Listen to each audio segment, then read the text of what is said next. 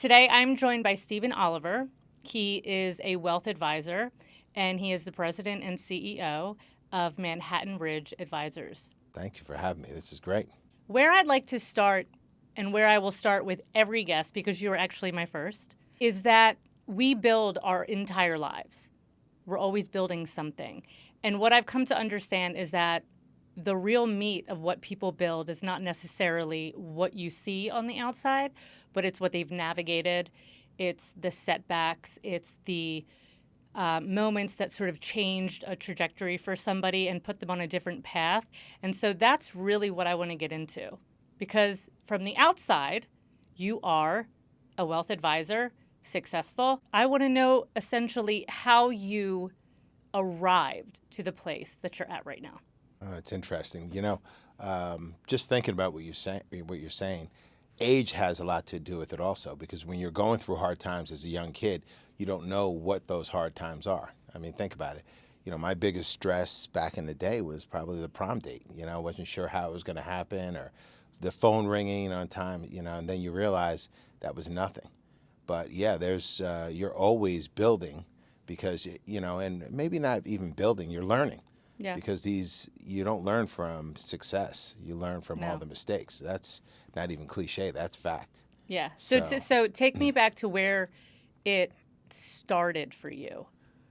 Where were you raised? So I'm originally from Texas. I come from a family of engineers, and everyone is super, super smart. Two of my uncles work for NASA. My grandfather was dean of a college. I mean, it was just a lot of academia. And that was a little bit of pressure because, you feel as a kid, I wonder if I can do it. But I think really where I learned just when it's time to build or thinking about it was from setbacks, just say, not feeling like you're worthy or not feeling like you're good enough. And definitely, you're definitely insecure. And even to this day, there's certain rooms you feel insecure about. Sure. Sure. I would say that, and those rooms that you feel insecure, I think, before just having an awareness around it, but now I know that there's a growth edge somewhere in there within me. Yeah. So do you remember one of your biggest setbacks even as a kid and sort of how you interpreted that? Yeah. Oh, I definitely remember my biggest setback. Definitely. Little League Baseball. It seemed, I tell the story to this day, doesn't seem like a big deal, but it still was a big deal. We had a playoff, or I should say a tryout, and having that tryout consisted of, it was weird, 4 or 5 pitches, and I put, 3 out of the park where we had a fence, everyone else to the warning track, and the next day you're waiting to see who's getting picked up. Well, I didn't get the call. Now, that crushed me as a kid. Yeah. So the difference is, and it sounds ridiculous at my 59 years old, Yeah. but it mattered. The difference between minors and majors were, minors, you wore jeans and a shirt. Majors, you got a full uniform. Now, for anyone that doesn't know sports or any of that, youth, it's a big deal. Yeah. So I didn't get the call. And we had to wait between, let's say, 8 o'clock and 9 o'clock they were calling. As a kid, that was forever. I'm sitting there in the kitchen waiting. But then I realized how things were baked in ahead of time. Now, looking back, I know exactly what happened. A bunch of parents were coaching. They decided, here's my roster, here's this roster. It didn't matter what I did. Right. I wasn't going to make the team. But I was hell-bent. I said, I kept practicing. And I destroyed that league, which was kind of a crappy league. But I destroyed it because I wanted to prove to them they should have picked me. Speaking of children, do you have children? I do, 3. From where you sit now and when you are witnessing them come up against a setback, how you perceive it now versus then when you were a child.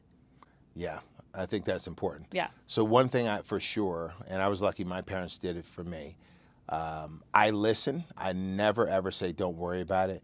I let them talk and feel the feelings for whatever setback it is. My daughter was having a hard time in softball. She just wasn't doing well. Yeah. And the coach didn't really realize how to reach her. You're not going to yell at her. That's not going to work.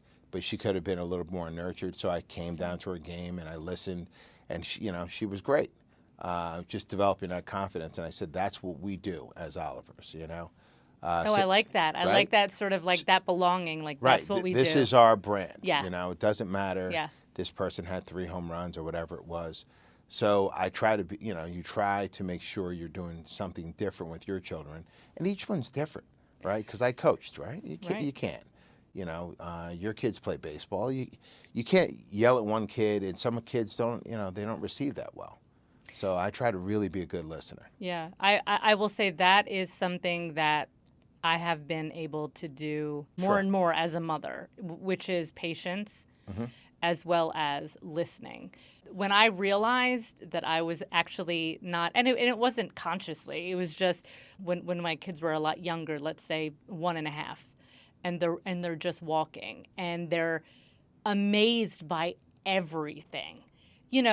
It's adorable when you're doing it in that moment, but if you have like somewhere to go, you've got to, it's like you can start to see how you're like, all right, come on, let's go, and you're rushing them along. And I realized I had this moment where I was like, holy shit, like my kid is actually experiencing something for the very first time.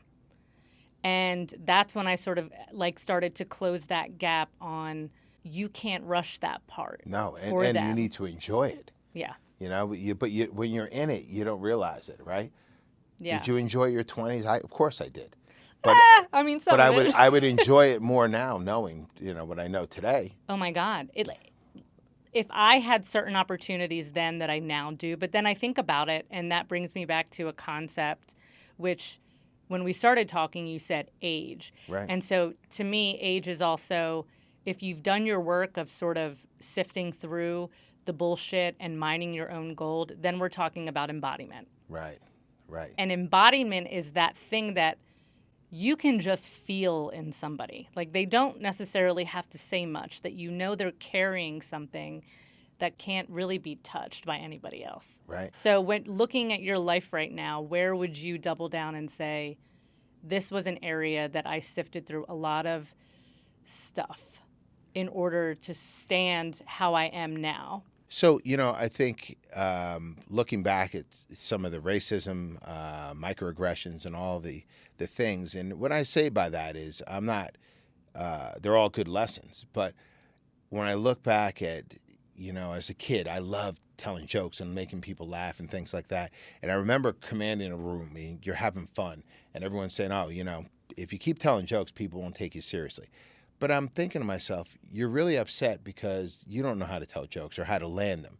My humor is always based on stuff that we've seen or thought of. So they stifled that, and then you go back and you think about some of the people that you're dealing with. They're telling you shouldn't do this, you shouldn't do that, and all the things that are unique to your characteristic. Well, I've been the same person since I was 5 years old. I really have, I like having fun, I love energy, and that's it. Yeah. But now you start to change a little bit, and you don't want to be yourself because you're afraid if people are judging you, you don't want to hear it again. So you start doing all that stuff, and it's annoying. Would you agree with the statement of saying that I would think the biggest lesson in life is just continuously getting free? Oh, absolutely. Like from the time you're born until the time that you die, it's really about almost an unbecoming in order to become. Free is such a different term, it means a different thing to everyone. Yes, sure. Absolutely. Yes. Being able to be yourself. Yes. For sure is worth a lot. It's worth a lot. It is, to me, it is above anything and everything. Because to be yourself, to truly be yourself, or at least be committed on that path of saying, okay, I don't know how everything looks, but I'm committed to essentially getting free and freer, right? You're going to be a better friend. You're going to be a better parent. You're going to be a better lover. You're going to be a better business person. You're going to be just better all around. You have to be right in order for everything else to be right. And it's really true. Like I look at my mom, who is a single mom, and she worked like 3 jobs at one time, and she ended up, getting her master's. She was a teacher, but her idea of putting herself first actually didn't really benefit her. Right. And so that was sort of hard to watch. And I think that's something that I've taken with me into my life. I'm always asking myself, is this really benefiting me, or is this just keeping me in like some sort of a plateau place? Well, I think it could be a little of each, but the truth of the matter is sometimes we're better off being so busy that we don't have time to think. And that can benefit us because if we have that head trash, time to think is you're going to start spiraling into the wrong ideas. Now, when you're, like you said before, you have to be right to be right. Yeah. Of course you do. Yeah. You have to. But what is right? We're always going to have, insecurities. We're always going to feel different. Yeah, like there's no arrival point per se.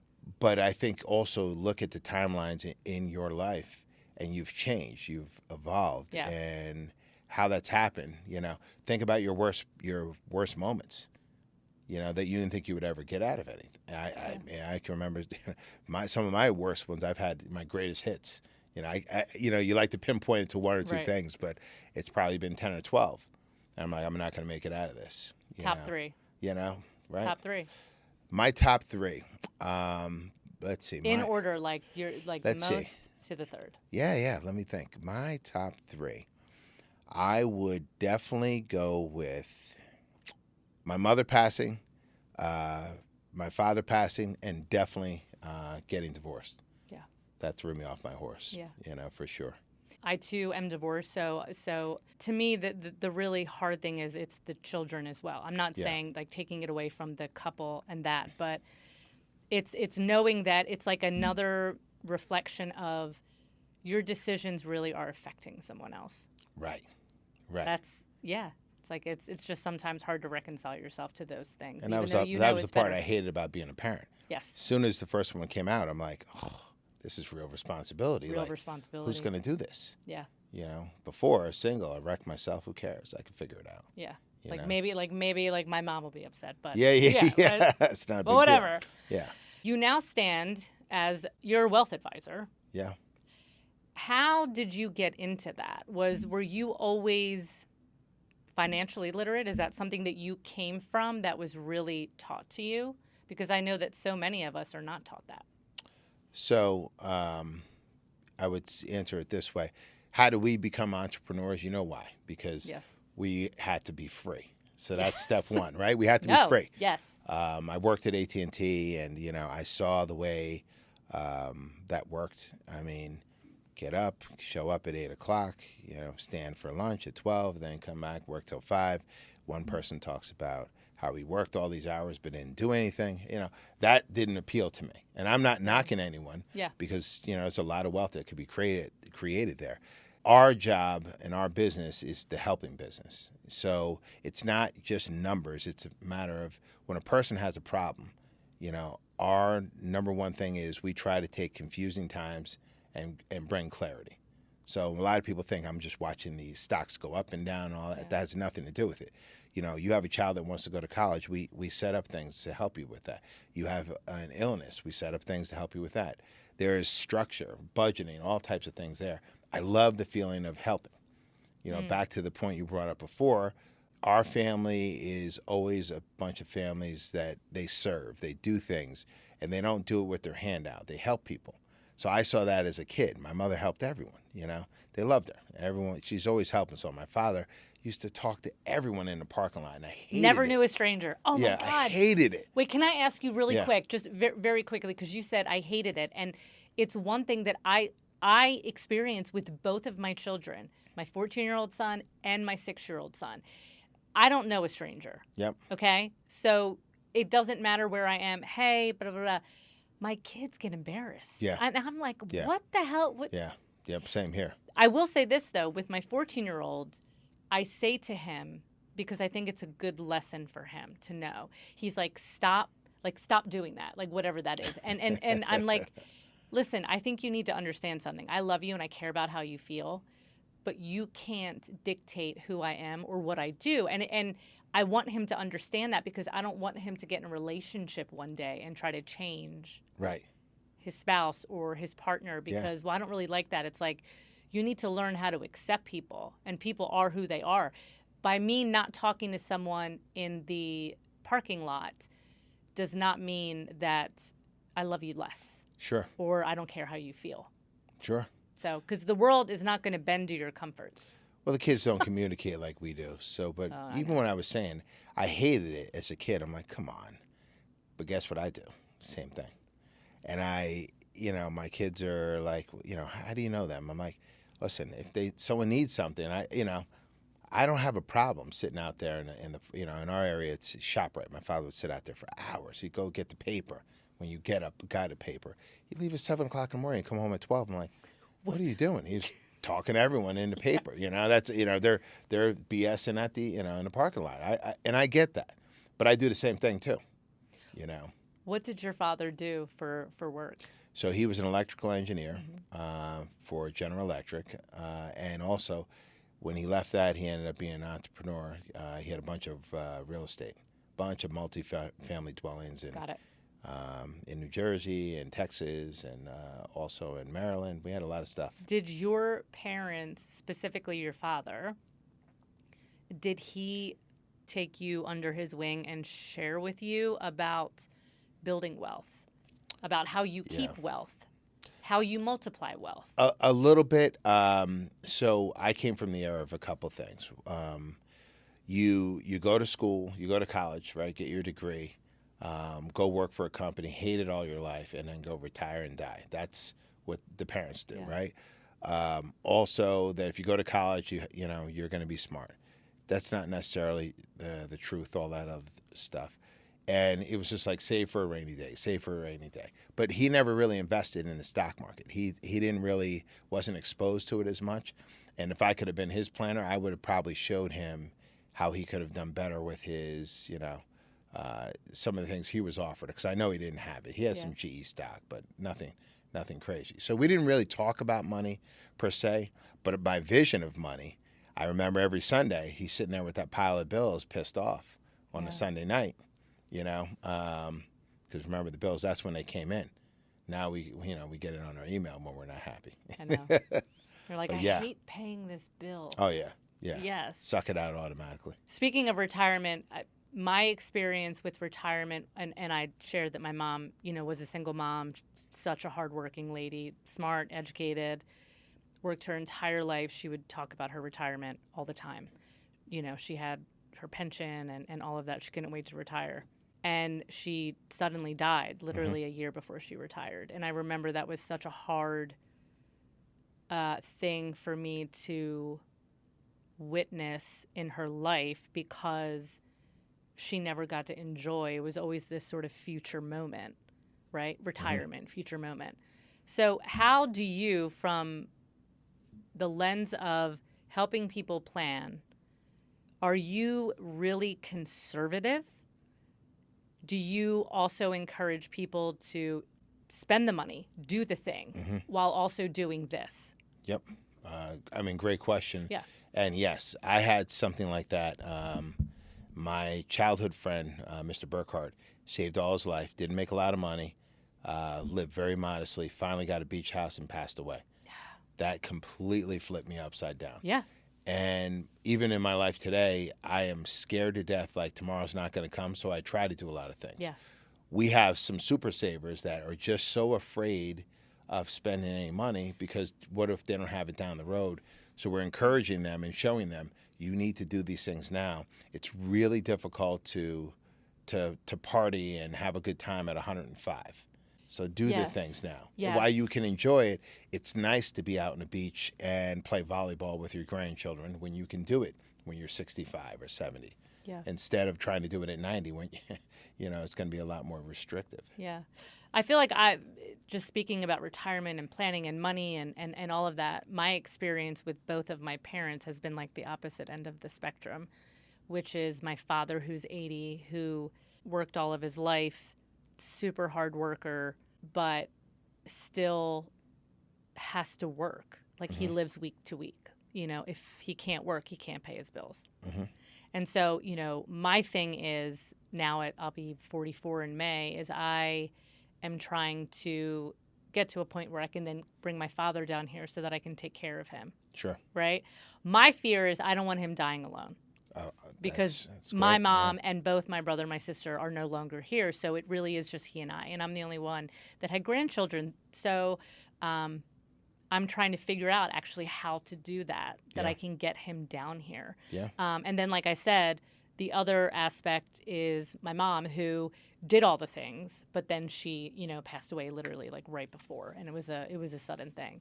So Sure. I haven't had the best examples. Yeah, I mean, look, you're raising a family. I mean, Yeah. it's a lot of work of different things to think Well, about. even especially as an entrepreneur, because that is one of the benefits of when you go to work and you are an employee for someone. Right. There's certain things that are kind of set up that you can participate in, and as an entrepreneur, it's like everything is on you. Mm-hmm. You've got to figure it all out, and most of the time, depending on where you are in that journey, you are trying to get something off the ground.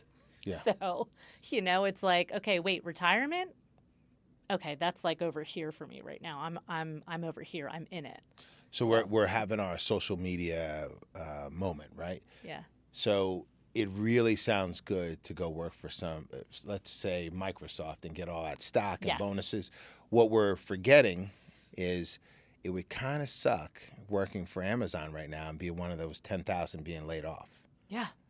So who's laying you off? No one. Yeah. So, it's like one of those things. The good thing is you're working hard, you're building something. It's ours, right? There's more to it than money and security. You don't know what you're demonstrating to your children. Right. Right? So That's it's always, you that is the biggest thing with being a parent. And I know that you and I talked about this in another conversation that was not recorded, but you and I have both, experienced profound loss within the family. Sure. And that is the one thing that I realized so quickly after my mom, because she was the first one to go, was the real currency for me with my children was not necessarily wealth in dollar bills. Yeah. It was the wealth of the resiliency that I'm going to have, that they may not understand what they're watching. Yep. But one day they're going to understand the full story of what I had to navigate to essentially even keep being a mother. Yeah. To them. That is the greatest wealth for me that I can give my kids, is to really teach them how to navigate really hard shit. Yeah. And yeah. it's not about that's what your whole life is going to be, but it's a muscle that I don't see that's really it's people have a hard time using that muscle or even teaching about that muscle. If you want to, I'm going to give you an early Mother's Day gift. All right. All right.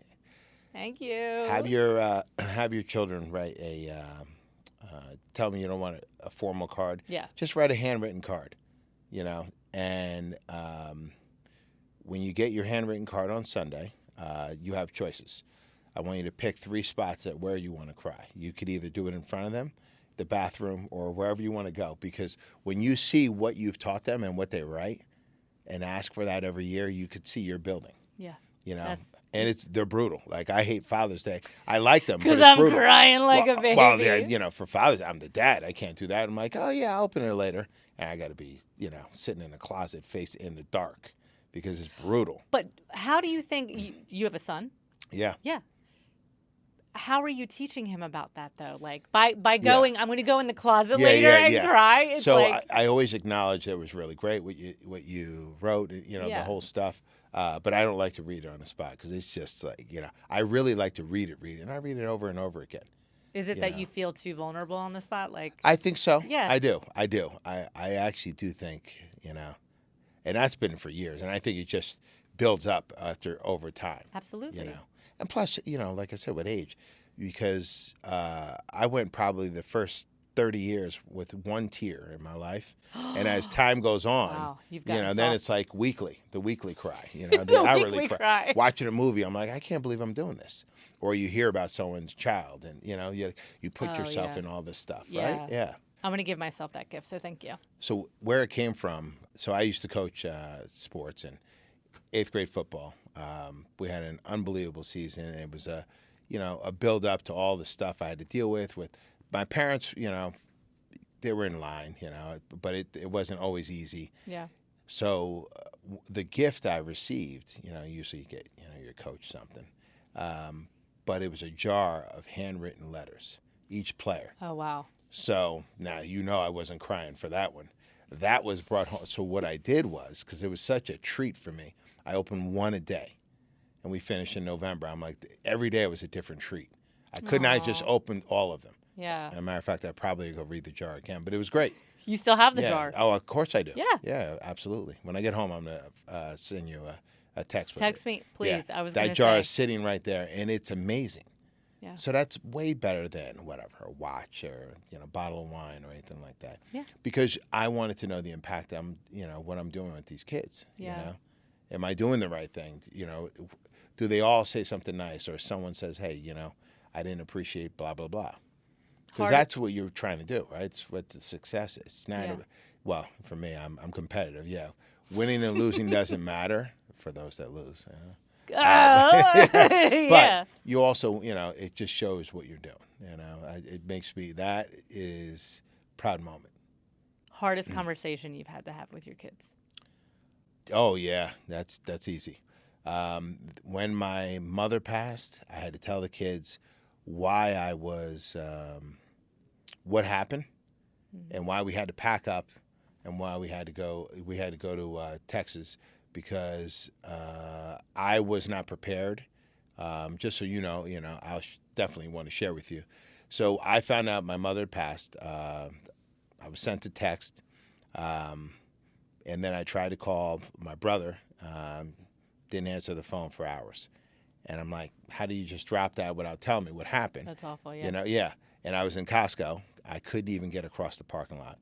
I was trying to get out of Costco. If anyone knows Costco, those long lines. So back to my parents and my father, right? Talking to everyone. So the checkout lady, I would always make me a smiley face, even though I didn't have kids, because she had done it for so many years. It felt like it took 2.5 hours to get out of there. That line, I couldn't even breathe. So finally, I just got to the car. It couldn't breathe. So the kids were with you? The kids were not with me. They were at home, but couldn't breathe. So I kind of dove into the back of the car just to get air. I was having probably a panic attack. Yeah. Called my friend Shannon from California, told her what happened, and she's like, "All right." We talked through it. Felt like there was a weight off my chest so I can get home. But then I had to tell my kids what had actually happened. And at that point, they said, they were okay, they were great, and I said, I got to go. And I went to a good friend of mine's, and I just couldn't even tell you how I got there. I drove there. He was in the middle. I do remember he was in the middle of dinner, family dinner. I just walked in the house and said, "Hey," and I was just a mess, But it was such a hard conversation with my kids because, I wanted to explain to them, all right, look, this is what happens in life, But then I had to be strong and take them through it. And I will tell you, they did such a good job at her funeral. They got right up there. They spoke. We went through all kinds of hell to get there, but they did what they had to do. That's awesome. So I've been, really, I've been lucky about things too, because I will tell you that was such a difficult time for me. Sure.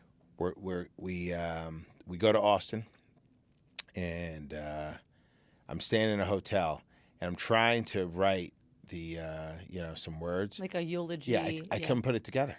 I was having such a hard time. So 3 o'clock in the morning, I'm sitting there in the lobby, and I'm just crying. Couldn't find a pencil. I was just a mess. Some guy out of nowhere comes up. He said, "Here's a water. Here's a pad. Here's a pencil." I didn't ask for anything. I'm like, well, that was a God wink. Yeah. And then I blew it out in no time at all. Everything was really good. So the interesting part about this is how you overcome. And I'm leaving the best part for last. Is my mother passed away. Nobody told me for 11 days. Ooh. Yeah. Oh. Didn't tell me for 11 days. And I didn't find that out till months later. When you say nobody told me, No one. who knew? So my aunt knew, my brother knew, other family members knew. Believe it or not, my ex-wife found out like a day or two before I did. No one knew and didn't tell me. And I didn't find out. I was under the belief that it happened a day or two before, and I wasn't thinking straight. So I was like, so when did this happen? They're like, oh, my brother said, oh, like a couple days ago.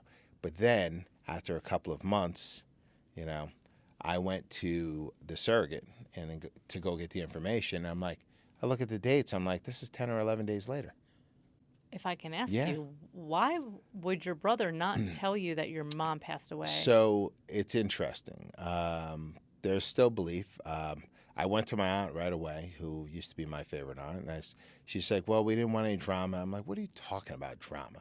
So they've always hooked this thing about me because he built a story about, Steve's so busy working this, that, and the other. And he just built this narrative. My mother was bipolar. She had her issues, wouldn't change a thing for the world, but it was really weird. What it really all came down to is there was a pot of gold at the end, and there it went. You know how the story goes. I do. Yeah. Yeah. It's like it's the whole money thing. Yeah, which is sad too, because being in the helping business, I actually helped. My brother get into the institution he got into, a little place called Yale. I was working on Wall Street and sending tapes and calling people, whatever. But I will say, at that time, that was a low, low point. Sure. But I'm glad it happened, because you know why? Biggest takeaway from that? I tell my kids, you better never be in a spot that me and your uncle are right now, where we're not going to speak. That's usually the deepest betrayal It's that you can experience. But none of this is told when you're sitting there at 15 years old, worried about your biggest thing. I know.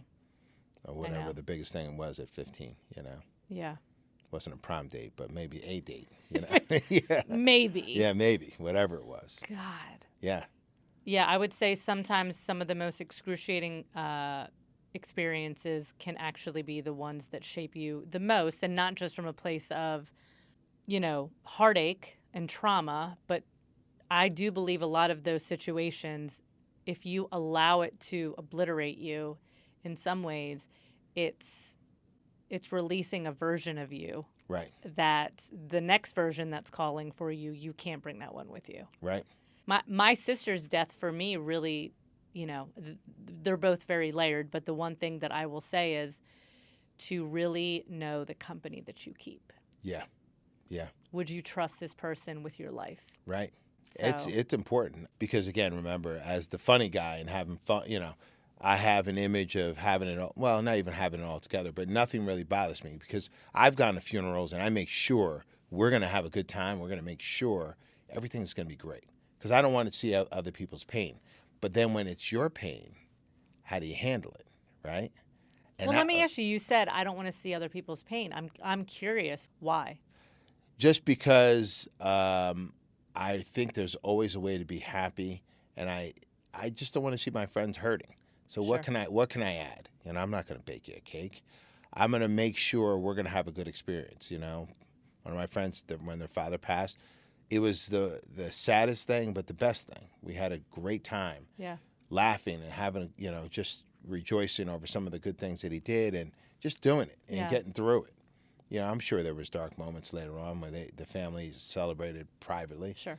But, why sit back and, here's my first vocabulary word I made up, awfulize things. Awfulize. I Right? like it. Because if you snap into that depression, which we've all had, if I can avoid that for people, that's what I try to do. If you think about it, and this is the way it was taught to me, and the thing called, with that T word, therapy, which, I was struggling with, but thank God I went to. It's like Control Alt Delete. So I'm a big, typical male. Something's broken, I just turn it off, turn it back on, right? But Turn it off. right, that's Yeah, what I you do. mean, You I unplug get it, it, it'll yeah. start again. It's got to reset. Yeah. But that's what we're doing with ourselves, right? We reset. How, like everything that you even shared today, how does all of this piece together and affect or steer what you do, even with your company? Definitely. I don't like to disappoint people. I like to overachieve, and I want them to always think, wow, he did it. So when someone comes to us and we're trying to create, clarity in a chaotic situation, I love the fact that they say, Steve will take care of it, or Lamont will take care of it, or Chris will take care of it. I love that feeling, and I enjoy the pressure of it that I'm going to make it right. Because once again, I'm trying to avoid pain for other people. Because I enjoy that. It just makes me feel good that I could do it. Biggest accomplishment so far with your company? I think our biggest accomplishment with our company, for sure, was just getting off the ground and establishing a brand. Yeah. That was by far the biggest thing. Yeah. And I want to know how you assess somebody if they're going to be a fit for your company, but also taking what you've experienced, and that's essentially coming through in your company. So how are you assessing people? Looking at their personal life, to be honest with you. Wow. Yeah. If you're a horrible father or mother, I don't want you, because why would you be good for me? And also understanding it's insane for me to have a person, Jim or Jane, to think that they care about the company as much as I do, because it's not theirs. Yeah. So I had to pare down my expectations, but I absolutely look at what they do in their personal lives. I want to know, if you're a person that's cheating on their spouse and doing all this stuff, you're not going to be honest with me. Yeah. And I've experienced that too. Because if someone isn't honest with the person they're supposed to be the closest with, like a spouse, Right. what the hell makes you think they're going to be honest with you? That's exactly right. Yeah. Yeah. It's true. And or even worse, you have children that need your attention, but you decide you're going to go to the adult club, Yes. or you decide you're going to gamble. Like, we have someone that gambled their mortgage money away. Oh, man. I mean, yeah, it's a disease, but you really made a decision that's going to hurt the whole family. Yeah. So, yeah, you can't work for me. Yeah, no. You're a liability. Yeah. You are a liability. You don't care about yourself, I know people that That's have... what I'm saying about yeah. going back to what we talked about earlier. If you're not right with you, Right. everything you touch is going to be through that lens. Okay, real quick before we go, one more thing, which is you're living in Jersey, you're close to New York. How has that area given you an edge? Because you have an edge. Yeah. And I saw the edge in you Yeah. because I'm originally from the Philadelphia area. So it's like, I get it. And like people up there, I used to live my life by that edge, but now I harness that edge a lot better now. But I want to know what that's given to you. Yeah, so I live in a town called Baskin Ridge, New Jersey, which people have been great. But our family is one of very few black families, and we're constantly being judged. Everyone wants to know. I can have a conversation about whatever, coffee, and it's like, oh, Steve, what did you say you did for a living? I didn't ask, because they're qualifying. Yes. And, then you tell them you have a business. Well, now they want to investigate the business, and they're just looking to knock you. Why are you here? What makes you part of this golf club? So I have that edge. And at one point, you're always going through, here are my qualifications. They don't know that I'm one of these top people that have done all these studies. Yeah. And then I went the other way. Now I have business cards with no designations. I don't care what you think. Exactly. I'm coming as I go. You either believe I'm going to help you or not. That's the embodiment I'm talking about. That's the embodiment. Yeah. It's like you get to a point where you're like, I don't need to sing the list of my accomplishments. Right. Like, I know what I've got. Right. I know what I have. I know what I can bring to the table. And you either feel that or you don't. That's exactly right. And I'm not missing anything if you don't walk forward with me. Definitely. Yeah, I don't ever, our firm has great achievements. I don't flash that out at all. Now, with my kids, when I was pushing my kids about excellence in sports, I'm like, why don't we go look at that scrapbook, which I love doing. I can't watch that, look at it enough. And they hate it. And I understand why. I'm like, but why don't we just go back to the scrapbook, because I like looking at my achievements, because it all matters. Or my 3 baseballs for the home run that I had against the Bobcats when I was on the Barons. But that was a big deal. Think about it. Those were moments that literally showed you, and from the outside, it could be something, people were like, well, that's silly. It's just a little, he hit a ball. But it's like, that was a big fucking deal for you at that moment. And it showed you something that you needed to know in that moment as a 7 or 8-year-old kid. You mean you didn't read about it? No. Okay. Huh. I'll have to look. I bet you can ask ChatGPT. Next time you come in to this office, you need to bring it with me so we can look at. Yeah, let's scrapbook. Yeah, let's go over it. I want to see the scrapbook. It's good. Yeah, we got to go over it. But it is funny though. Yeah. Yes. Steve Oliver, thank you so much for sitting down with me. Thanks for having me. I had such a good time. Wonderful. I love it. I know. And like I said, my very first episode, it's an honor to have you on. And I don't think it'll be our last conversation. Absolutely not. And so, yeah, thank you very much. Thank you.